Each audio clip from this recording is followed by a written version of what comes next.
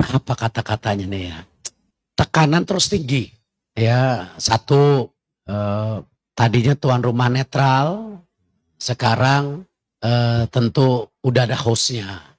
Kedua, kemarin jadwal pertandingan kita ditaruh jam 6 sore. Lalu kita mengirimkan surat, intinya protes. Ya, alhamdulillah disetujui. Di mana sekarang jadwalnya digeser menjadi 8.15.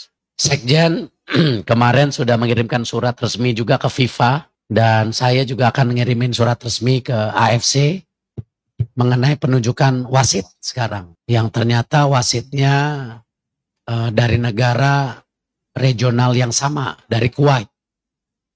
Nah, kita lagi coba melobi, ya kalau bisa wasitnya dari tempat yang lebih netral, seperti Australia, Jepang, China, atau bahkan dari Eropa.